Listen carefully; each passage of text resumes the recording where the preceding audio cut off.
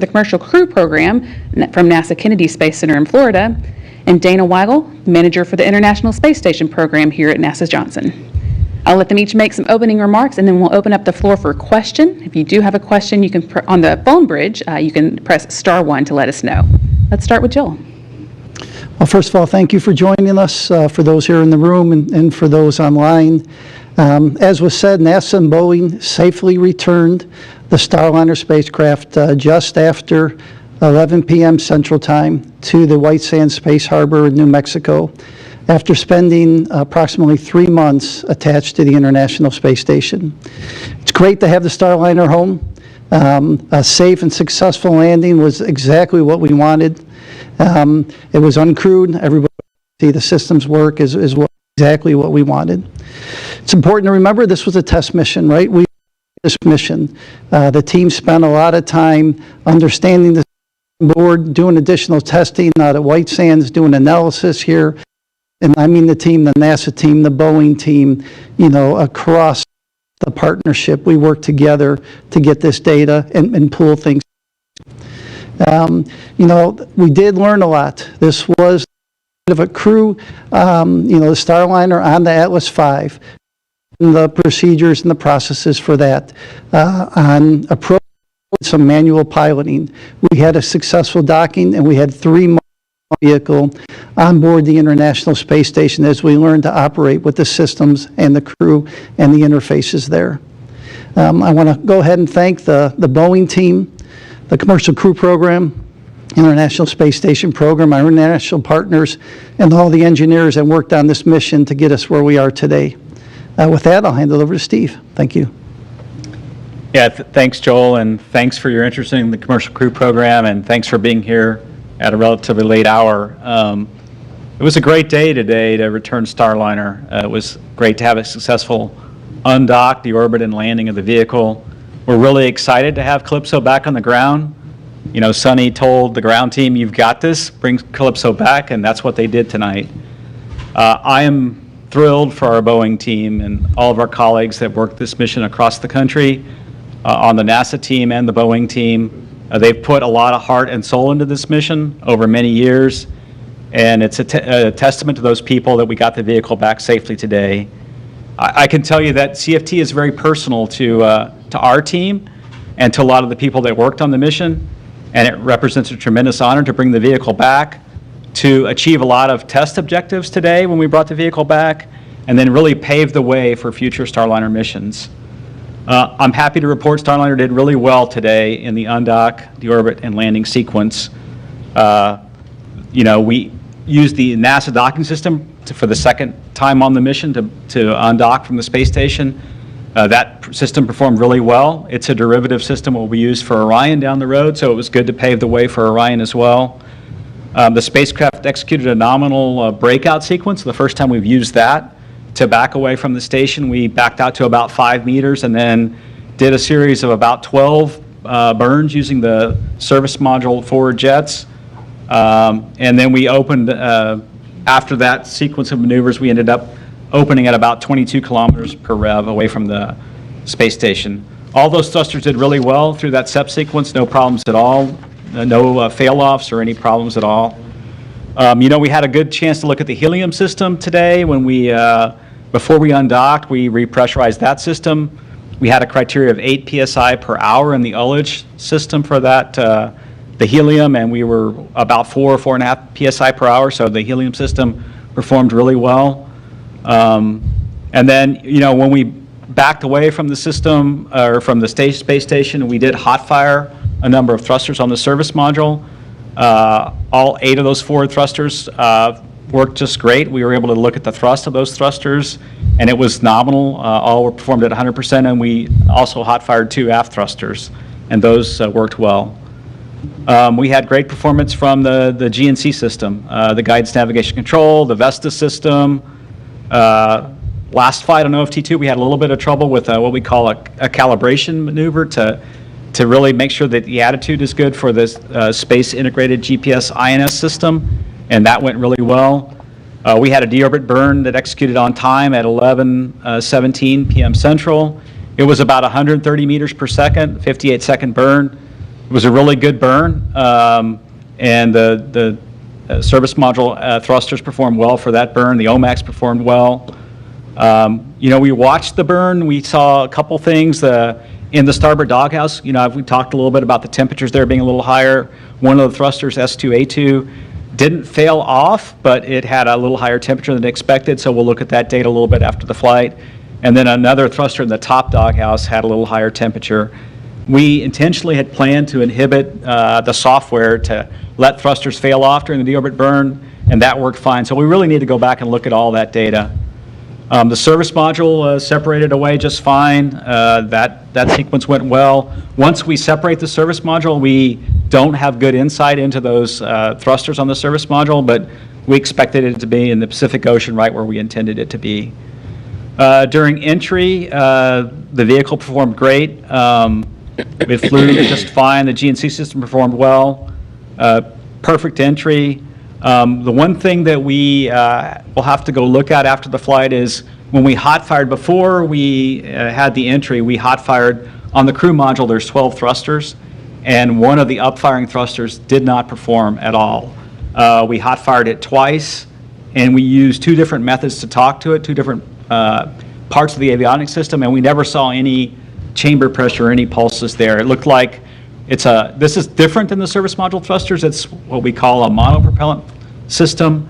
It's very simple. It has a valve that opens, and then the propellant flows across a cat bed, and as it flows across that cat bed, there's a reaction and causes thrust. And for some reason, that thruster did not perform, but we used a redundant thruster on the other manifold. There's another upfiring thruster that worked just fine during entry, but something we'll have to go work at. It was a bullseye landing, great landing out at White Sands. The one thing we worked a little bit during entry is, for some reason, when we came out of the plasma, the navigation system, we call it the SIGI 3, kind of failed off temporarily, and then that system was brought back on, and it was tracking just fine. SIGI 2 also had a couple little hiccups during entry. We'll have to go look at that. That's really the only things that happened during entry. The sublimator that we had a little trouble with, that's a cooling device that is used to cool the vehicle during entry. It performed really well. We had a little trouble forming what we call an ice block on that during ascent, and that performed great tonight. It's really great to get the spacecraft back, and then we'll start the next steps. So I've been talking to the Boeing team already about next steps. We want to get into the spacecraft and start working on the helium system. We talked about, we know we have a seal that we've got to go replace on the flanges on the RCS thrusters. We need to upgrade that material to make it hypergol compatible, and then maybe a little bigger size. We'll do that. Boeing's already formed teams to look at the changes that need to be made for Starliner 1 in terms of the thermal environment in the doghouses. Can we do something different to make the doghouses a little less thermally severe for the OMAC burns and the thrusters? A second team is looking at the hot fire of the thrusters that's needed on the service module to complete the qualification and make sure we understand which pulses cause the Teflon seat on the oxide to swell. And then thirdly, there's a GNC team already formed to look and figure out how we go fly the vehicle differently. Can we change the dead bands? Can we change the way it flies to not stress the thrusters? And so that work has already started. And that's really the path to Starliner 1. So I'm super proud of the team. It was a great day for the Commercial Crew Program and also for Boeing. Congratulations to that team who worked so hard. It's great to have the spacecraft back, and we're now focused on Starliner 1, and I'll turn it over to Dana. Thank you very much, Steve. And thank you all for being here with us at this very late hour, and for your interest in the undocking of the Starliner from the International Space Station and its successful landing. I want to congratulate the Boeing team. They did a fantastic job with the operations this evening. They had to make a number of changes to the plan in short order. There were a lot of differences between the crewed and the uncrewed mission, including, as Steve talked about, the differences in the departure sequence. Fantastic job executing that. After Starliner undocked from the Harmony or Node 2 forward port, it backed away and then executed a series of breakout burns. It went up, over, and behind ISS. The crew was watching it until it was out of view, but then they came back and they watched the re-entry and the deorbit. In fact, they got some really neat views of the Starliner streaking through the atmosphere using some of the station video cameras on board. Pretty neat to see. The rest of the month in front of us on board station is really busy. I know I've talked to you about this before, but just as a reminder, next week we've got the Soyuz crew exchange with the launch of the 73 Soyuz on September 11th, bringing up NASA astronaut Don Pettit. And then we're returning NASA astronaut Tracy Dyson on the 72S Soyuz when that comes home. At the end of the month, we'll bring up Crew 9, do a handover between Crew 8, Crew 9, and then bring the Crew 8 vehicle home. I do want to express my sincerest appreciation for the team. They worked tirelessly over the whole summer. You know, we had the Starliner on board station for months. Most folks were working nights, weekends. They did an excellent job. The proof is in getting the vehicle safely home today. I know we've got a lot of things that we learned on the mission. We've got work in front of us, but I know that we've got the right teams in place to tackle these challenges and help us fly our future Starliner missions. And with that, I will hand it back over to Brandy. All right, thank you. Okay, so we're going to start with questions here in the room, then we'll take them from the phone bridge. A reminder, if you're joining us by phone, let us know you have a question by pressing *1. And if your question gets answered and you want to withdraw it, you can press *2 to get out of the queue. But let's start here in the room. How about Eric? Hi, Eric Berg with Ars Technica. Thanks for the great show tonight. It was really a stunning reentry. I wanted to ask about the arc of the commercial crew program. I was going to ask both Boeing and NASA, but I guess they didn't show up for some reason. But anyway, it's been a decade since the CCT CAP awards were given out. I had to go look up that acronym. I'd forgotten it.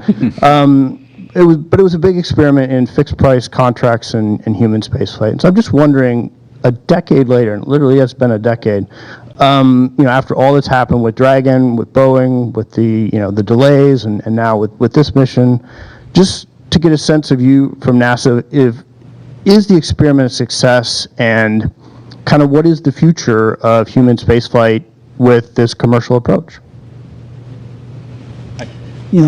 I'll start, from a commercial standpoint. We have 2 crew vehicles, the Dragon, Starliner, and obviously some work that we need to do on Starliner. We have commercial vehicles with cargo vehicles in the Dragon and the Northrop Grumman Cygnus. We have the Dream Chaser that's coming up next year. And so is it slower than, what we expected? Absolutely, right? It is slower, but we're making progress. And to me, we are learning. Every time we have a mission, we learn something. That gets passed on. We're sharing things across the commercial world. You saw, last year, I'll say, Blue Origin had that parachute anomaly, and the teams all got together and shared across the different companies, what they learned. And to me, that's what this program is helping out. It's sharing the expertise of flying in space. And I'll let Steve and Dana add. Yeah, I think that's an interesting retrospective way to look at things, Eric. The fact that here we are 10 years into the program, and how are we doing? I would say we've done a great job at fielding 2 transportation systems in fairly record time. If you look at our development programs these days within NASA, Commercial Crew has done an amazing feat of getting to 2 crewed vehicles in 10 years, and really in the last 4 years bringing along online Dragon, Crew Dragon, and then also now Starliner. The unique thing that we're doing as well is sort of fostering this market in low Earth orbit. We already see SpaceX flying non-NASA flights. They have one that they're trying to get off the ground, Polaris Dawn. They flew Inspiration 4. They've flown a number of PAM missions. They've got another PAM mission coming up in the middle of next year. So you're starting to see that market get fostered in non-NASA missions, which was what we want. And then if you really think about our vehicles and what we really want to do, space station's a great vehicle. It's an awesome place, but at some point, the space station is going to need to be retired. And so we're preparing vehicles right now to be there in the future for these commercial LEO destinations as well. So I think it's been an interesting, as you said, and when we started, it was kind of an experiment on the heels of cargo, but now we're starting to see, the benefits of the investments by both NASA and our partners. And that's the one thing that's different about our program, is there's investment from both Now, the NASA side, and also, in my case, SpaceX and Boeing, to make the vehicles safe and successful. All right. Mark? Oh, thank you. Mark Carreau with Aviation Week in Space Technology. How long would you sort of estimate that it will take the commercial crew program, space station partnering or whatever to sort of assess this flight and what steps need to follow, just kind of to make a full report that you're all satisfied with that lay out steps ahead? Yeah, I think the timeline is a little bit, we're going to take our time to figure out what we need to do to go fly Starliner 1 right. We've laid out, right now, manifest-wise, we have that flight booked next year in the second slot of the year. The first thing we'll do when we get the vehicle back is continue to look at all the data, look at the thruster performance for this phase of flight in detail. And then we already have these teams that I've talked about established. They're going to start meeting weekly on looking at the design changes required in the helium system to eliminate the leaks. And then can we fly the vehicle different? Can we change the thermal in the doghouses? What testing do we need at White Sands? It'll take a little time to lay that out and then get into the testing. And then, I think we'll see where we're at in another month or so, and then we'll have a little bit better idea of what the overall schedule will be. Okay. Gina, go ahead. Gina Sinceri, ABC News. I'm not sure who wants this, but we heard a lot about the problems, but what about Starliner's performance particularly impressed you or surprised you in a positive fashion? Yeah, I would say not a surprise, but if I just look at the 3 flights we've flown, OFT-1, OFT-2, and CFT, the Starliner performance and executing the entry phase has been just about flawless, other than the problem we see with the SIGI when it comes out of the plasma a little bit. It has a little trouble acquiring in one of the receivers, it seems. But if I look at the way the vehicle flies, the thruster performance, hitting the target at the landing site, the parachute deploys, separating the forward heat shield, and getting the drogue parachutes out, stabilizing the vehicle, then putting the main parachutes out, and then separating the heat shield, which is a complicated separation, and deploying the airbags. The third time now we've landed a capsule in the U.S. on land. The entry in particular has been darn near flawless. So that, I wouldn't say it surprised me, but as I step back and think about the mission, the entry itself was just, and the orbit burn was spot on. Okay, why don't we go to the phone bridge next? We will start with Marcia Dunn with the Associated Press. Yes, hi. Probably for you, Steve. It sounds like you won't require another test flight, that an operational Starliner 1 with the crew will be next. Is that how it looks as of today? Am I understanding that correctly, that the next flight will be fully certified, ready to go with the crew to be a real crew swap? Thanks. Yeah, I would say it's probably too early to think about exactly what the next flight looks like. I think we want to take the steps to go look at all the data. Certainly our goal is to get to the rotation flight. Our goal all along has been to have, 1 flight a year, 1 flight from Boeing Starliner and another flight from SpaceX with Dragon. So it'll take a little time to determine the path forward. But today we saw the vehicle perform really well. We've got some things we know we've got to go work on, and we'll go do that and fix those things and then go fly when we're ready. So. Thank you, Marcia. How about Bill Harwood with CBS News?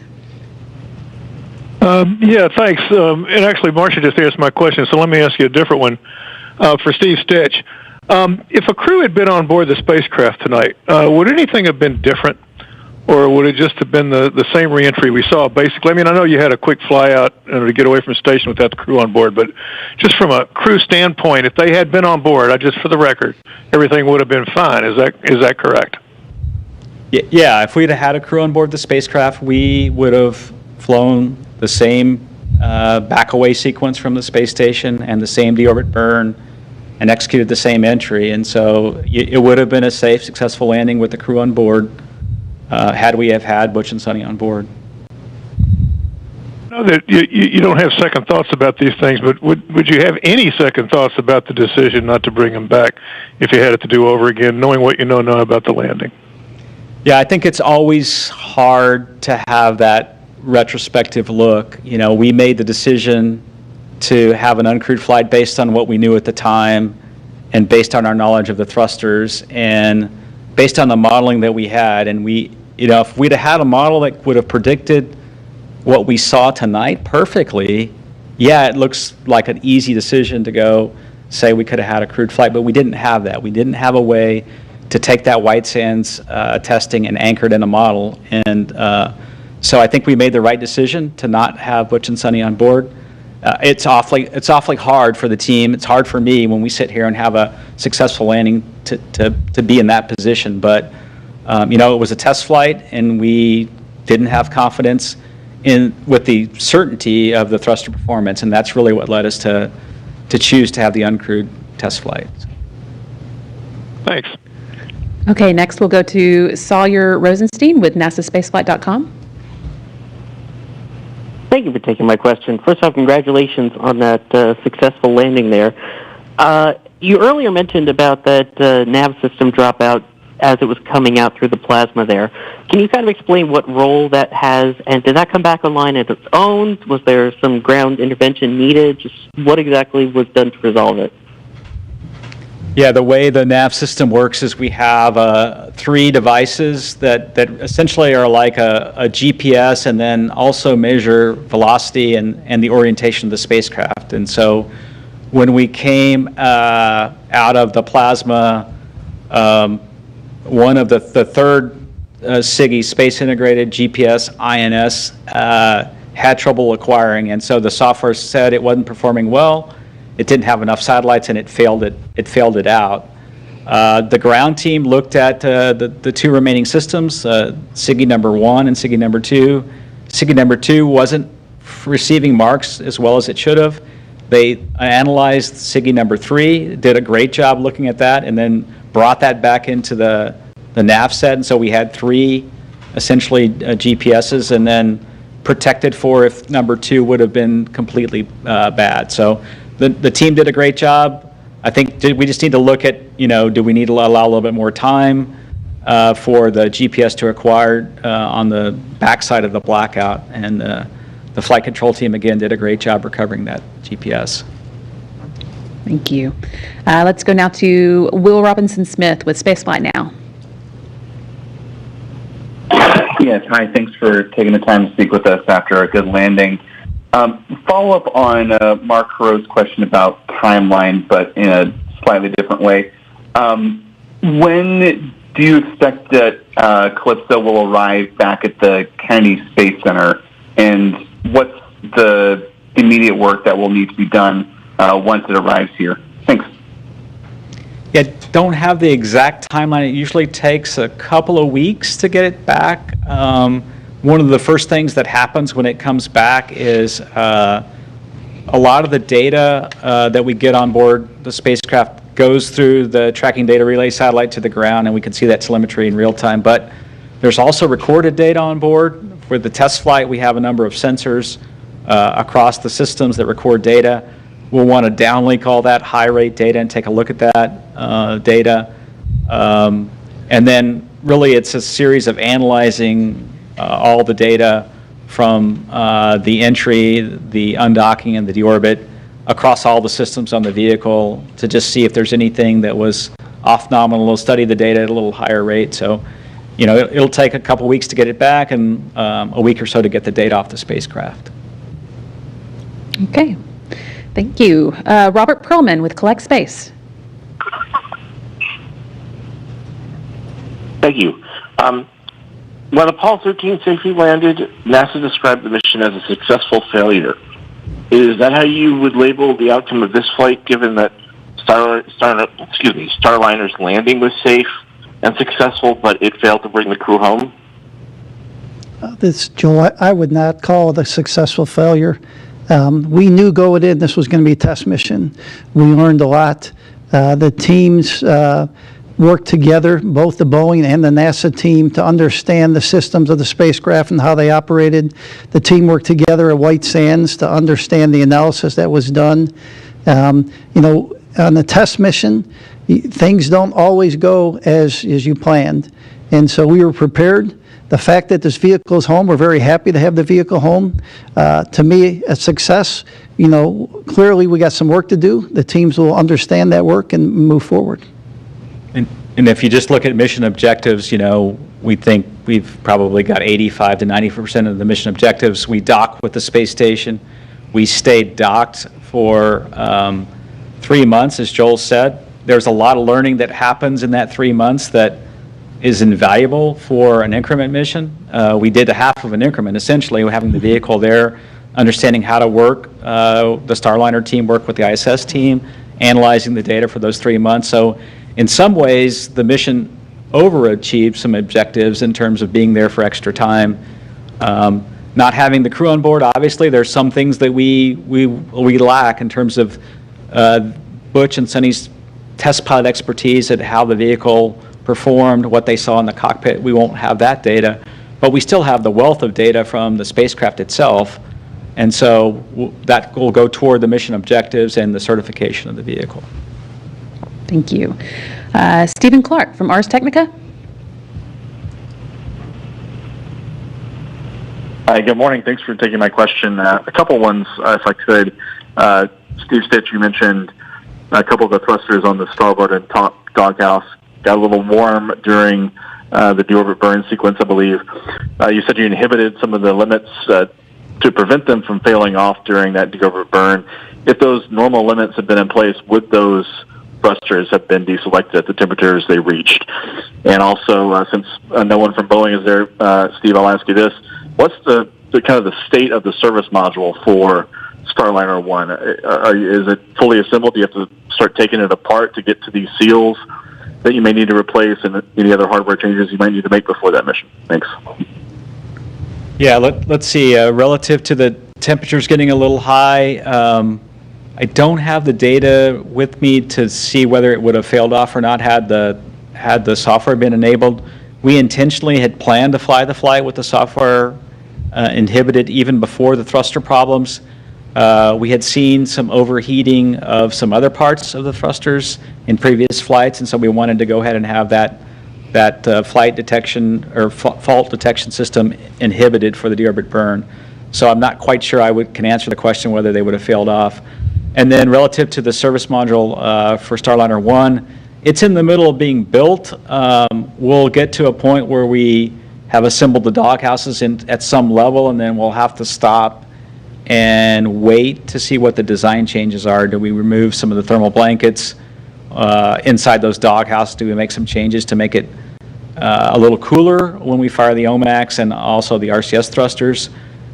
So it is in a state of build and undergoing the final build process, but we'll hold for the final doghouse assembly until we understand the design changes. Thank you. Apologies if I mispronounced this, but Isam Ahmed from AFP. Yes, hi, thanks. Yeah, just to follow up on a couple of questions from before. Is there an actual chance that the next flight could indeed be crewed without requiring another uncrewed test? And is Boeing pushing for that, or have they spoken to you about that at all? And just wondering why they're not on the call. Thank you. Let's see, we'll start from the end there. We did talk to Boeing before this. They deferred to NASA to represent the mission. I will tell you that Boeing has critical work that they do for NASA in the International Space Station program, the Commercial Crew program, and the Space Launch Systems program. And their work is critical to our success, and we fully expect Boeing to continue all three of those programs. And I think, relative to getting to our final capability of having a certified vehicle and having a capability to do the rotation missions with space station, I think both Boeing and NASA share that goal. We would both like to get there. I think we just need a little time to lay out the plan and look at what testing is required and look at how can we validate that testing in flight, and then what would be the risk with proceeding once we understand the design changes. So we just need a little time to work through that. Okay. Let's go next to Jackie Goddard with the Times of London. Hello, thank you. Yeah, just following up on that last question, we're not getting straight answer to why aren't Boeing here. I know you all want to be diplomatic, but can you kind of give us an open, honest assessment of, is there a kind of healing process that now lies ahead? This kind of should be a sort of moment of celebration, but we don't have the Boeing folks here at the table. There's no explanation why. It doesn't appear that there's joyful unity, if there is. How do you folks fix the rift? Is there a rift? Is there damage being done to the relationship? Thank you. Okay, so I'll answer again. You know, we talked to Boeing. They said, hey, we'd like NASA to take the press brief. They deferred to us to talk the mission. I can tell you that the three of us have all talked to the Boeing managers after the landing. The Boeing managers came into the control room and congratulated the team, talked to the NASA team. And so Boeing is committed to continue their work with us. And I think, you know, from a human perspective, all of us feel happy about the successful landing, but then there's a piece of us, all of us, that we wish it would have been the way we had planned it. We had planned to have the mission land with Butch and Sunny on board. I think there's, depending on who you are on the team, different emotions associated with that. And, you know, I think it's going to take a little time to work through that. For me, a little bit, and then for everybody else on the Boeing and NASA team. So. Okay, next up we have Micah Maiden-Bird from Wall Street Journal. Hi, everyone. I think this would be for Steve. Steve, closing the mission, I think, unlocks a milestone payment for Boeing. Is that right? And how much would that payment be? And would Boeing get all of any payment, you know, because Starliner came back uncrewed and I think, as you mentioned a couple minutes ago, got to 85 or 90% of the objectives for the flight? Thanks. Yeah, so there are a couple milestones out there relative to ops readiness that we'll have to assess, and then certification is the big one. That's the big one that's coming up. And we were working toward that. We'll have to look at, relative to the systems that need to be changed, what does that mean for certification? You know, there were some changes to the vehicle that we talked about pre-flight, that there's some changes to the suits that are going to happen, changes to the seats that affect certification.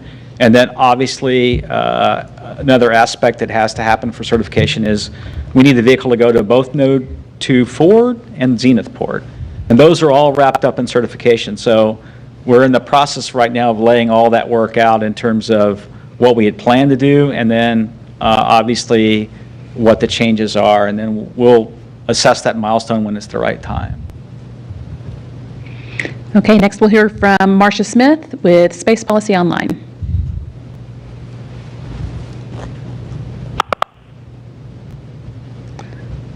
Marcia, if you're online, you can ask your question now. Sorry, I thought that Michael was still asking a question. But anyway, my question had to do with the crew module thruster. And I'm curious, when was the last time that thruster was tested? And were there any problems with the crew module thrusters on the previous two flights? Let's see, that's a good question. That thruster, the upfiring thruster, CTU-2 was last used in 2019 on the OFT-1 mission. It performed well. All the thrusters on OFT-1 on the crew module performed well. We did have one thruster that was deselected by the software on OFT-2. This was the crew module thruster.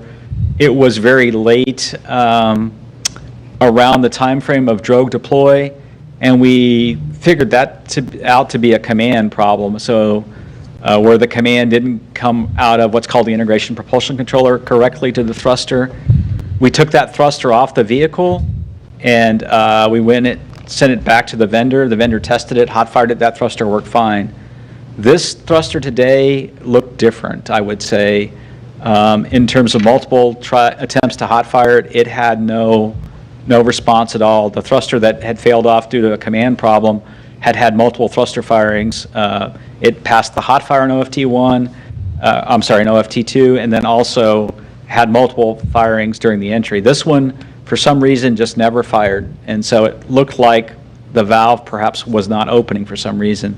So we'll have to take that thruster off the vehicle when we get it back to the C3PF, send it back to the vendor for some analysis, and then we'll know more about what the fixes are for that as well.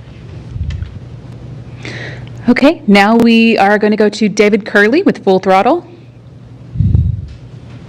You've talked to Steve in the past about, what do we do about the vehicle? Is it changing some of the materials in the thrusters? Is it redesigning the doghouse? I know you have a lot to learn still, and so does Boeing, but how much work do you think is actually ahead? Is it just using a computer to tell the thrusters to fire in a certain way as you did on reentry today to change their performance? What do you actually think you'll have to do? Yeah, that's a good question, and we have again several teams off looking at that. What we would like to do is try not to change the thruster. I think that is the best path. The thrusters have shown resilience and have shown that they perform well as long as we keep their temperatures down and don't fire them in a manner that causes the temperatures to go up, that then causes either the vaporization of the oxidizer, which causes low thrust, or the poppet swells. Today, obviously, with the thrusters had all recovered at station, and obviously it looked like today we didn't have those high temperatures. We knew that the downhill phase would be a little less demanding on the thruster than the uphill phase. What we need to do now is go take a thruster at White Sands and make sure we understand the exact pulse sequences that caused the heating, and then at the same time, in parallel, look at software changes to reduce the number of demands on the thrusters, and then in parallel with that, look at the doghouses and see if we can, again, they're trapping a bunch of heat. We know that when we fire the thrusters, the doghouses are trapping heat. Can we go make some changes to the blankets and the inside of the doghouses to keep the thrusters cooler? So it's really 3 different thrusts, I would say.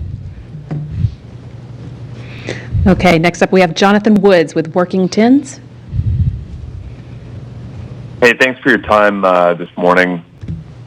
Reflecting back on the question that was asked about the successful failure with Apollo 13, if we think back about 2020 when Crew Dragon Demo 2 launched, I think the most significant issue that we faced during that mission was launch scrub due to thunderstorms during it was Tropical Storm Bertha. Thinking about that, when we say this mission is a success, how do we position this versus the relative success of a 60-odd day mission with Demo 2 compared to the insurmountable challenges, the testing, and everything that had to transpire to make the difficult decision to keep crew on board station for a very long duration mission? Yeah, I'll take it and see if Joel has anything to add. When I look back at Demo 2, Demo 2 was very clean in flight. However, I think a lot of people forget that after landing, we discovered there's a device called a tension tie that goes in between the Dragon spacecraft and the trunk that attaches the two together. And there's a very complicated thermal protection system closeout around those tension ties. We found out after the flight that we had some erosion around that thermal protection system area, and we had to go change the design in between Demo 2 and Crew 1. We made some substantial changes to that closeout and then went and flew. So Demo 2 had its challenges as well. I think every test flight has its challenges. What we see with Starliner is a very robust spacecraft, but yet we have some challenges with the thrusters that we've got to go attack and move forward and fix. I wouldn't call them insurmountable. I think, what we've seen out of the Boeing and NASA team is a resilience and able to overcome challenges, and we just need a little time to go work through it. I think we learned a ton during this flight, which is invaluable moving forward to Starliner 1. Now we just need to take that learning and make some changes to the system so that we don't overheat the thrusters, and I'll see if Joel has anything to add. Yeah, the only thing I'll add is, the lessons learned that we have on these demo missions play forward to other future missions. The question was asked earlier, do you think the programs, the commercial programs have been a success? And yes, these lessons learned that we're able to take from both the Boeing mission and from the Dragon missions are lessons that we are carrying forward for future missions and future providers such that we can continue to develop the low Earth orbit commercial. I would just add that it's really hard to compare the Demo 2 mission to this mission. Keep in mind that we took a different path with the Dragon vehicles. We developed cargo capability first. So by and large, things like dealing with prop systems and a lot of the things that we're now learning with the screwed flight test were dealt with during the cargo era. And then we upgraded the vehicle for crew. So very different development paths between the two spacecraft. That's a really good point. Thank you. Okay, next we're going to hear from Mike Wall with, I'm sorry, it disappeared, but Mike Wall.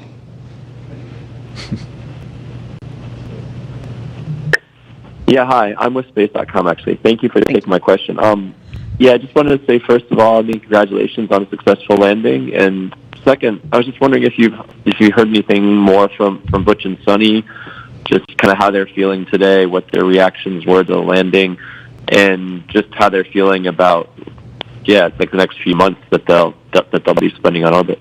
Thanks.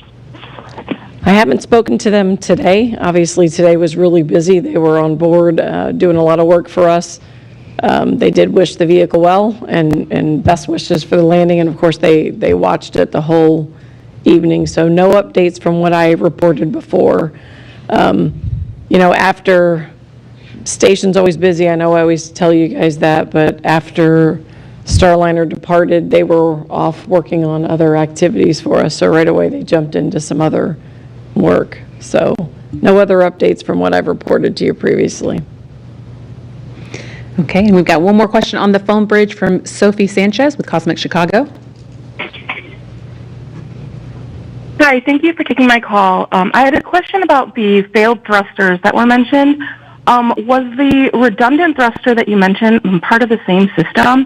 And just a hypothetical question, I guess, if that had failed, what would have been next, and what could have happened if they both failed? Thank you. Yeah, we did have a redundant thruster available on the crew module to do the function that we needed. We did need that thruster to work during all of entry, so I wouldn't say all of entry, but through the highest part of entry to a certain phase. If that thruster would have failed, it would have been acceptable. But once we got off the separated from the service module, we no longer have those thrusters. So the one remaining up-firing thruster worked just fine. We'll go back and understand what happened with the CTU-2 thruster that failed, and we'll go solve that problem and move forward. Okay, we did have one more question come in from Kenneth Chang with the New York Times. Yeah, hi, thank you. This is for Steve Stitch. So during this news conference, you've outlined a bunch of work that you need to do, especially with the thrusters and the doghouses. In the past, you've also mentioned that it's really hard to test the doghouses on the ground because getting the whole system to mimic what you see in space. How will we be able to get enough data through simulations and through testing that you have the confidence for Starliner 1 without flying another test flight? Yeah, that's a great question. We're going to take the data from this flight and work to build models on the ground, and then we're also going to look at, is there a way to test what I would call an integrated doghouse on the ground in a vacuum chamber. We've got some ideas on maybe how to do that. At White Sands, we'll put a team together to see if we can actually put it in a chamber and fire the OMAX and the other thrusters and get that data in that environment and then, extrapolate that data to the orbit vehicle. So there may be a way, we just need a little bit of time to work through that. Right. Well, I think that is our last question, so we will wrap up there. Thank you so much to our briefers for sticking with us through a late night. We really appreciate it. And thanks to all of you for following along with Starliner's test flight. We appreciate that as well. Please continue to stay tuned. Next week, on Wednesday morning at 10:15 a.m. Central, 11:15 a.m. Eastern Time, we're going to be having the coverage of the Soyuz MS-26 launch, carrying NASA astronaut Don Pettit and his cosmonaut crewmates Alexei Ovchinin and Ivan Wagner to the International Space Station. So more to come in space. Please stick with us, and we appreciate your coverage. Thanks so much.